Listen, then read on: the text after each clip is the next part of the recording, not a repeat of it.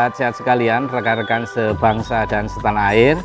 Berjumpa lagi di channel Sang Peracik Jamu. Kita masih melanjutkan seri tentang lambung dan dispepsia. Sekarang masuk ke seri ke-13. Kita akan membahas penyakit celiak. Apa itu penyakit celiak? Jadi penyakit celiak adalah gangguan autoimun akibat gluten yang menyebabkan rusaknya atau tumpulnya fili usus, yang mengakibatkan perubahan dalam usus halus dalam menyerap nutrisi yang masuk ke tubuh. Jadi sobat sehat sekalian ya, penyakit celiak ini adalah gangguan autoimun akibat gluten. Jadi orang sensitif terhadap gluten.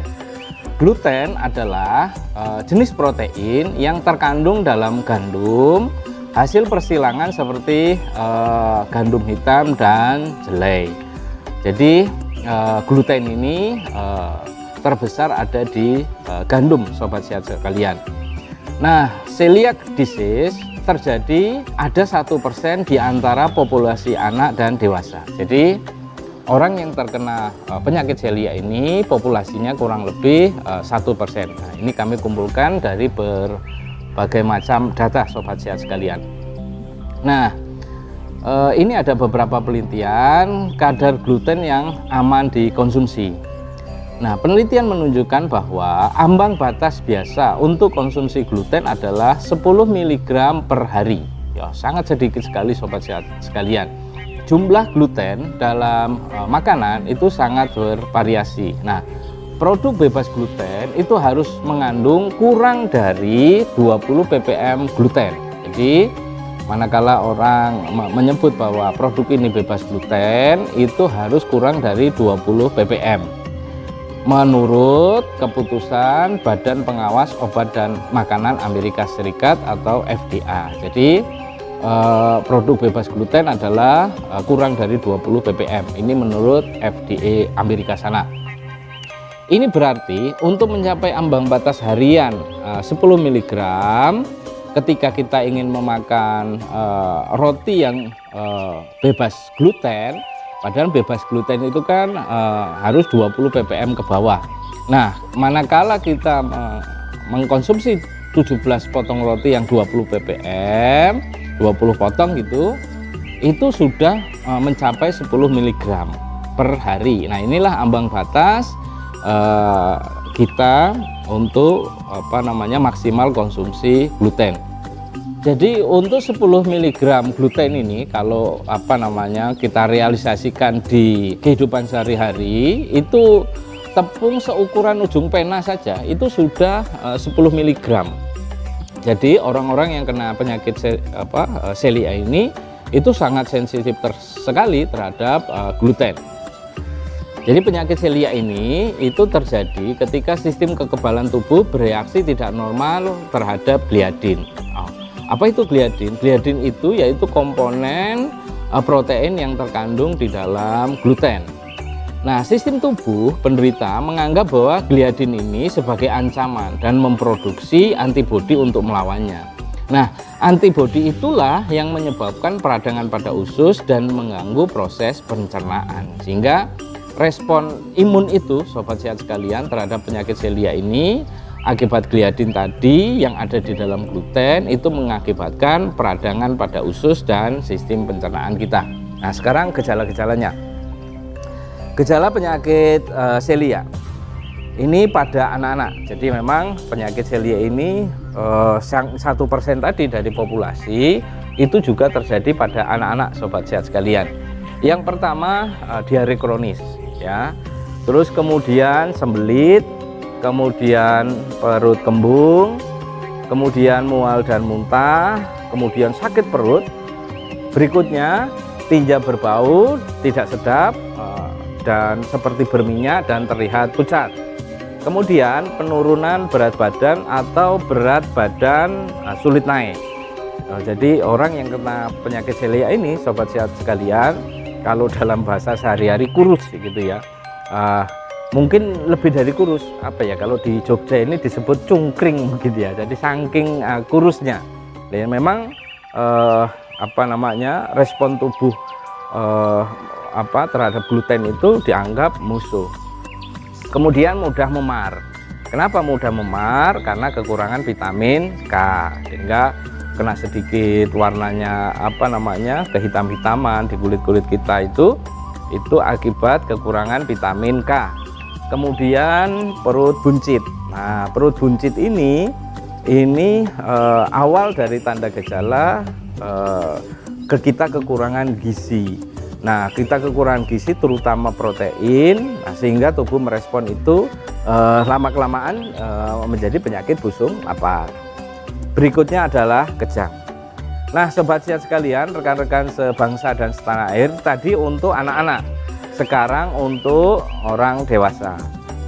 Nah, kalau untuk orang dewasa, gejala pertama itu nyeri sendi. Jadi sendi terasa nyeri, sobat sehat sekalian. Kemudian berikutnya adalah sariawan.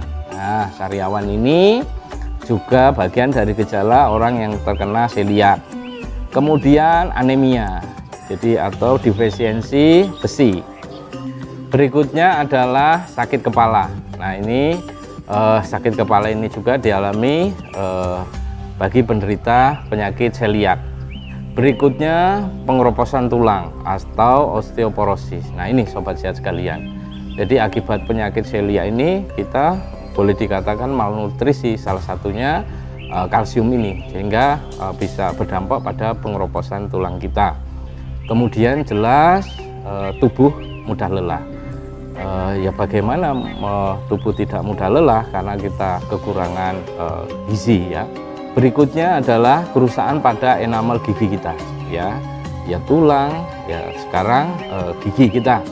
Kemudian menstruasi yang tidak teratur karena ada gangguan hormon yang begitu hebat. Kemudian kesemutan dan mati rasa di jari tangan dan jari kaki, atau bahasa kedokterannya neuropati perifer. Jadi di jaringan perifer kita mengalami kesemutan dan mati rasa. Kemudian berikutnya keguguran atau sulit mendapatkan keturunan. Nah, ini sobat sehat sekalian, rekan-rekan sebangsa dan setanah air, itulah gejala yang berkaitan dengan penyakit seliak untuk orang dewasa. Tadi sudah kami sampaikan gejalanya baik untuk anak-anak maupun untuk yang dewasa.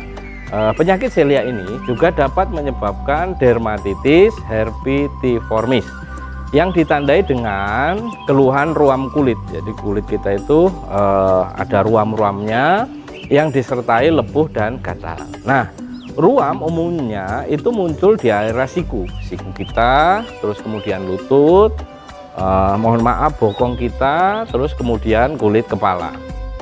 Tetapi juga dapat menyerang bagian tubuh lain. Nah, diperkirakan ada 15-25% penderita penyakit seliak ini mengalami dermatitis herpetiformis. Nah, ini sobat sehat sekalian. Terus kemudian penyakit seliak ini juga bisa mengakibatkan apa? Hipotensi atau tekanan darah rendah, jelas ya, kekurangan vitamin B12. Kemudian juga bisa mengakibatkan edema. Jadi edema ini akibat rendahnya tingkat protein albumin di dalam darah. Kemudian juga bisa menyebabkan perubahan tulang dan kulit dan membran mukosa karena kekurangan vitamin. Ya, jadi banyak sekali kita nanti akan mengalami malnutrisi ya istilahnya ya, yang menyebabkan perubahan tulang dan kulit kita. Kemudian berikutnya hilangnya sensasi kaki termasuk getaran. Jadi kita nggak terasa getaran, itu posisi dan sentuhan ringan. Jadi kepekaan kulit kita mengalami masalah. Ya, ini disebabkan karena vitamin. Sobat sehat sekalian, rekan-rekan sebangsa dan setanah air, ketika saya menyampaikan gejala-gejala ini, terus kemudian akibat yang didampak oleh penyakit seliak ini, sobat sehat sekalian jangan langsung memutuskan, oh saya kena seliak, jangan. Tetap untuk memutuskan itu, sobat sehat sekalian dibawa ke rumah sakit atau ke dokter, karena nanti ketika sobat sekalian itu dibawa ke rumah sakit untuk memastikan apakah sobat sehat sekalian terkena seliak atau enggak. Nah, ketika sudah dipastikan terkena seliak, nah sobat sehat sekalian, kalau pengobatan ingin lewat jamu, nanti akan kami berikan jamunya.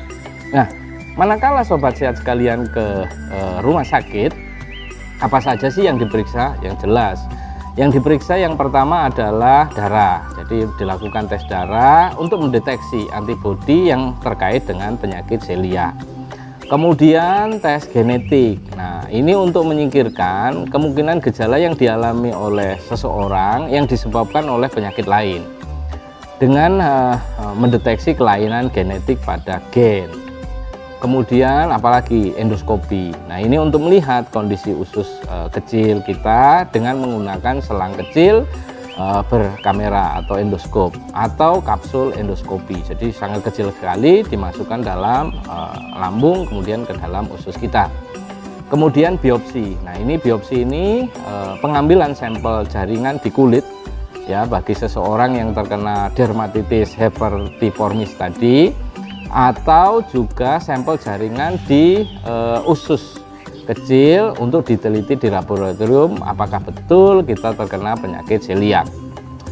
Nah, sekarang komplikasinya ya. Komplikasi manakala kita kena penyakit celiak itu kita diamkan atau kita biarkan, atau kita tidak tahu bahwa selama ini kita kena celiak sehingga dalam kurun waktu tertentu terjadilah komplikasi penyakit celiak. Nah, penyakit celiak ini akan menimbulkan komplikasi. Yang pertama itu malabsorpsi dan malnutrisi. Ya, akibat tubuh tidak bisa menyerap nutrisi dengan sempurna, nanti seperti anemia kita akan mengalami penyakit itu. Kemudian hilangnya kesuburan atau infertilitas. Kemudian bersamaan dengan itu ya keguguran juga. Nah, ini disebabkan oleh kurangnya kalsium atau vitamin D di tubuh kita. Berikutnya intoleransi laktosa. Jadi akibat tubuh kekurangan enzim untuk mencerna laktosa, yaitu gula yang biasanya ditemukan pada produk olahan susu seperti keju. Kemudian berikutnya kanker.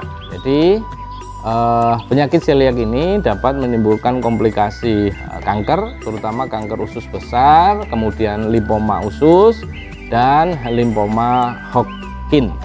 Nah, inilah yang diakibatkan dari komplikasi penyakit celiak. Dan yang terakhir itu gangguan sistem saraf seperti neuropati perifer yang kami sebutkan tadi, dan penurunan kemampuan untuk berpikir dan menyelesaikan masalah. Nah, itu dia sobat-sobat sehat sekalian, komplikasi akibat penyakit celiak khususnya pada orang dewasa. Nah, sekarang komplikasi penyakit celiak itu pada anak-anak. Yang pertama, gagal tumbuh. Jadi terutama pada bayi ya, ini akan mengalami gagal tumbuh pada bayi. Kemudian gigi keropos. Berikutnya anemia yang dapat menurunkan aktivitas dan performa dalam belajar. Kemudian postur tubuh yang pendek.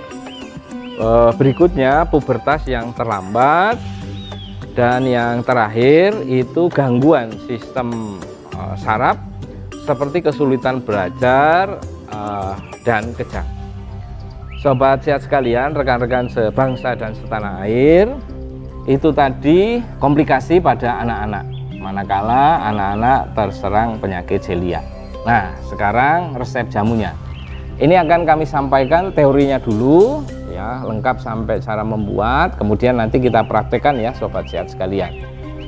Nah, walaupun celiak ini hanya di 1% populasi, tetapi menurut kami ini layak kami angkat dan kami masukkan dalam bagian lambung dan dispepsia. Siapa tahu ada sobat-sobat sehat sekalian yang terkena celiak, sehingga resep ini dapat membantu ya, dapat membantu untuk meningkatkan imunitas untuk melawan celiak itu tadi. Nah, resep jamu ini itu bertujuan yang pertama untuk menghilangkan tubuh sensitif terhadap gluten tadi. Berikutnya ini juga bisa untuk membangun ekosistem lambung dan usus kita agar bisa kembali normal dan tidak terlalu sensitif terhadap gluten. Nah, itu sobat sehat sekalian. Nah, sekarang bahan-bahannya ya. Bahan-bahannya ini ada 6 ya. Yang pertama daun pepaya. Daun pepaya ini nama latinnya Carica papaya, nama simplicia atau nama bahannya adalah Caricae papayae folium sebanyak 50 gram. Nah, 50 gram ini untuk pepaya yang basah. Kalau pepaya yang kering itu 25 gram. Kemudian berikutnya temu ireng, Curcuma aeruginosa, nama latin bahannya, nama simplicianya atau nama bahannya adalah Curcumae aeruginosae rhizoma sebanyak 60 gram. Ini untuk temu ireng kering. Kalau untuk temu ireng basah 120 gram. Berikutnya kencur, Kaempferia galanga, nama simplicia atau nama bahannya adalah Kaempferiae rhizoma sebanyak 50 gram. Nah, ini untuk kencur kering. Kalau kencur basah berarti 100 gram. Berikutnya adalah adas. Jadi adas ini yang digunakan adalah buahnya, nama latinnya Funiculum vulgarimil, nama simplicia atau nama bahannya adalah Funiculi fructus sebanyak 20 gram. Ini kalau kering, kalau basah 40 gram. Berikutnya lempuyang. Lempuyang ini yang digunakan adalah rimpangnya dengan nama latin Zingiber aromaticum Val, nama simplicia atau nama bahannya adalah Zingiber aromaticae rhizome. Yang digunakan adalah rimpangnya sebanyak 60 gram. Ini untuk lempuyang kering, kalau basah 120 gram. Berikutnya temulawak. Nah, ini mungkin familiar ya sobat sehat sekalian, Curcuma santorisa, nama simplicia atau nama bahannya adalah Curcuma santorizae rhizoma sebanyak 60 gram. Ini untuk temulawak kering, dan temulawak basah 120 gram. Itu adalah bahan-bahan sobat sehat sekalian yang digunakan untuk penyakit celiak. Ya, mudah-mudahan ini bermanfaat buat sobat sehat sekalian yang terkena penyakit celiak. Nah, sekarang cara membuatnya. Sekali lagi saya sampaikan secara teori ya, nanti kita praktek bersama-sama. Nah, semua bahan ini, misalnya bahannya basah ya, itu dicuci dulu, kemudian dipotong, kemudian dihaluskan. Nah, dihaluskannya bisa dengan di blender, bisa dengan ditumbuk. Kemudian setelah di blender, misal ya, di blender, dihaluskannya dengan di blender, kemudian kita rebus. Nah, rebusnya ini bisa menggunakan kuali tanah, panci stainless, panci kaca, panci enamel. Yang tidak saya sarankan adalah menggunakan panci aluminium dengan air sebanyak 3,2 liter. Direbus sampai mendidih. Nanti setelah mendidih, tutupnya dibuka, apinya tetap nyala, dibiarkan mendidih 5 menit. Supaya apa? Supaya kandungan yang ada di dalam bahan tadi bisa keluar secara maksimal. Setelah 5 menit, api dimatikan, jamu siap digunakan. Nah, resep ini untuk 25 kali minum ya. Nah, setiap 12 jam pagi dan sore jamu harus dipanasi atau diangeti ya kalau bahasa Jogjanya di sini. Supaya apa? Supaya tidak basi. Nah, sekali minum 100 cc. Nah, sekarang dosis dan aturan minumnya. Untuk kategori pengobatan orang yang kena celiak ini sehari minum 5 kali. Ya, sehari minum 5 kali, sekali minum 100 cc sebelum makan. Jadi misalnya sobat sehat sekalian minum jamu ini pagi jam 7 ya sebelum makan, kemudian 3 jam berikutnya jam 10, 3 jam berikutnya jam 1, 3 jam berikutnya jam 4, dan 3 jam berikutnya jam 7 malam. Jadi intinya jamu ini diselang selama 3 jam dan sebelum makan. Nah, makannya berarti diantara minum jamu ini sobat sekalian, misalnya minum jamu jam 7 ya, makan mungkin jam 8 sampai setengah 9. Nah, setelah itu nanti jam 10 minum jamu lagi. Jadi sehari 5 kali, sekali minum 100 cc sebelum makan. Kemudian untuk yang pencegahan, manakala ada sobat sehat sekalian ada indikasi awal terkena penyakit celiak misalnya ya, dan itu juga sudah melalui pemeriksaan rumah sakit tetapi masih tahap awal, misalnya ini bisa menggunakan dosis pencegahan. Nah, untuk dosis pencegahan itu diminum sehari 2 kali, pagi dan malam, tetap sebelum makan. Nah itu dia sobat sehat sekalian, dosis dan aturan minumnya. Sobat sehat sekalian, rekan-rekan sebangsa dan setanah air, tadi tentang seliak, penyakit seliak sudah kami berikan, bagaimana tanda dan gejalanya sudah, terus kemudian komplikasinya bagi anak-anak dan dewasa juga sudah, resep jamunya juga sudah kami berikan beserta dengan tanaman-tanamannya ya. Terakhir dosis dan aturan minum juga sudah kami berikan kepada sobat sehat sekalian. Sekarang kita akan praktek bagaimana cara membuat jamunya. Ikuti terus video tentang penyakit seliak ini di channel Sang Peracik sampai tuntas. Semoga sobat sehat sekalian menjadi paham tentang resep ini dan bisa langsung dipraktekkan sendiri di rumah.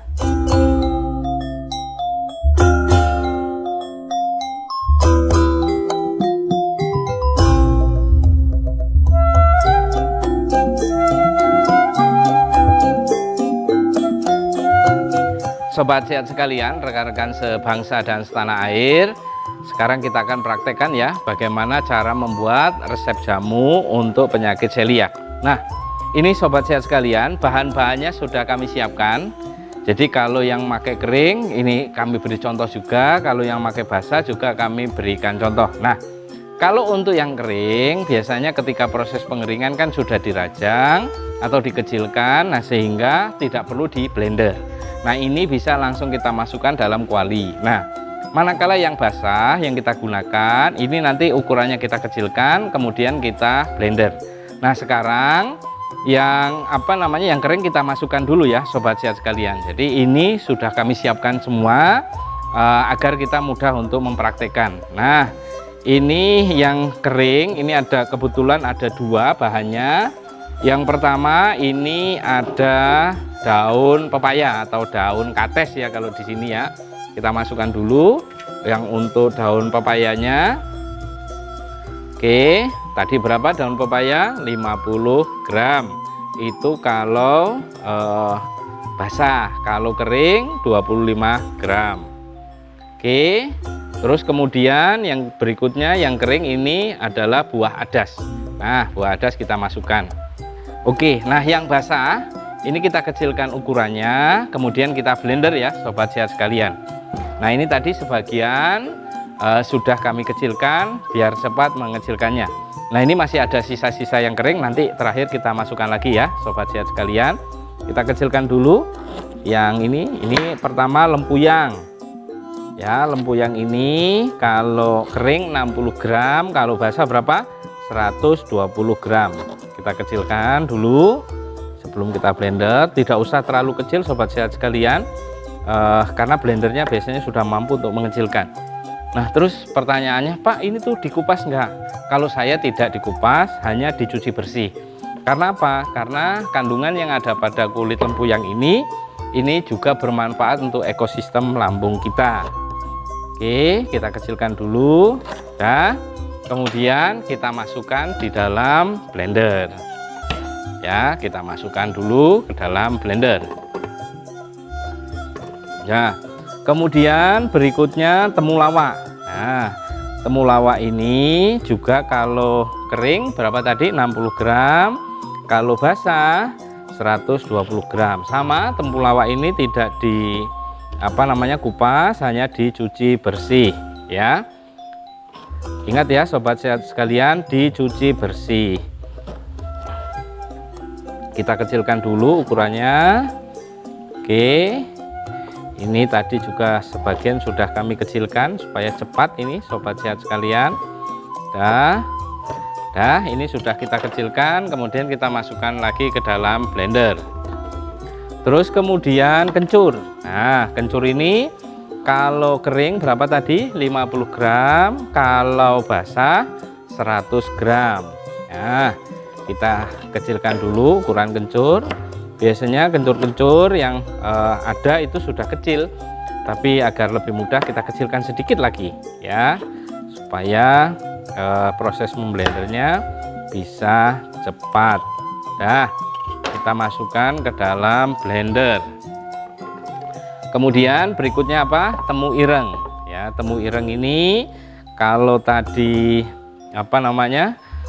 kering itu 60 gram, kalau basah berapa sobat sehat sekalian? 120 gram. Ini adalah temu irang, kita kecilkan dulu ukurannya ya. Oke, juga sama sobat sehat sekalian, tidak perlu dikupas tetapi dicuci bersih. Karena apa? Karena kulit dari temu irang ini bermanfaat untuk ekosistem lambung ya. Kemudian kita masukkan ke dalam blender. Oke, nah ini tadi ada sisa yang kering, kita masukkan dulu ya ke dalam kualinya. Nah kalau sobat sehat sekalian nggak punya kuali di rumah, boleh pakai panci stainless steel, panci kaca, panci enamel ya, asal jangan menggunakan panci aluminium. Kenapa? Karena nanti mudah berkontaminasi, mengkorosi aluminium sehingga terlarut dalam cairan jamunya, ikut terminum. Nah, lama-lama nanti Al itu, aluminium itu menumpuk dalam tubuh kita. Nah, saya tidak sarankan menggunakan panci aluminium. Sobat sehat sekalian, rekan-rekan sebangsa dan setanah air, ini bahan yang akan kita blender sudah, ini kan membutuhkan air. Padahal air yang akan kita gunakan adalah 3,2 liter. Nah, kita ambil setengah liter untuk memudahkan blender ya. Saya siapkan dulu airnya. Nah, ini saya siapkan airnya. Pak, apakah harus setengah liter? Enggak, supaya kita memudah menghitungnya ya. Mudah menghitungnya agar matematikanya kita tidak salah. Nah, ini satu takaran ini setengah liter atau 500 ml. Kita masukkan. Dah, terus kemudian kita tutup. Kita blender.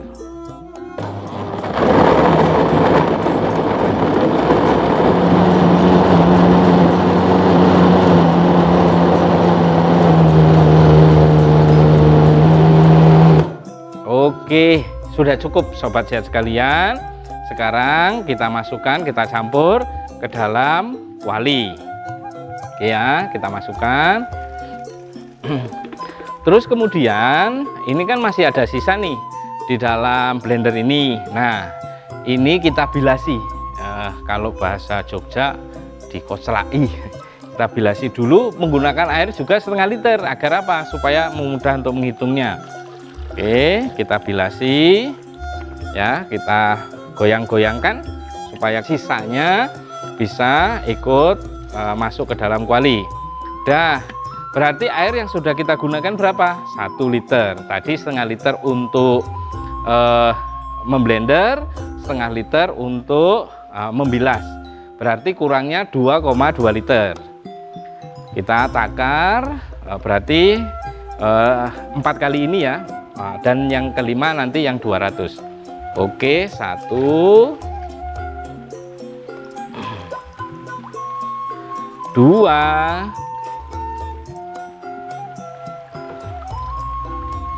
3, 4, dan 200 cc. Berarti kan ini tadi 4 kali setengah liter berarti sudah 2 liter. Yang digunakan untuk blender dan membilas itu 1 liter, sudah 3 liter ditambah 200 cc. Dah, berarti genap sudah airnya 3,2 liter. Kita aduk sebentar supaya tercampur antara yang tadi bahan kering dan bahan basah. Kemudian kita tutup. Oke, kita tutup dan api dinyalakan. Nah, sobat sehat sekalian, rekan-rekan sebangsa dan setanah air, kalau merebus dengan kuali tanah dengan air sebanyak 3,2 liter itu membutuhkan waktu kurang lebih 20-25 menit. Tapi kalau sobat sehat sekalian menggunakan panci stainless atau panci kaca atau panci enamel, itu jauh lebih cepat karena perambatan panasnya jauh lebih cepat dengan api biasa, tidak terlalu besar dan tidak terlalu kecil. Ikuti terus channel Sang Peracik, kita tunggu ya 20-25 menit mendidihnya seperti apa supaya sobat sehat sekalian bisa menjadi paham.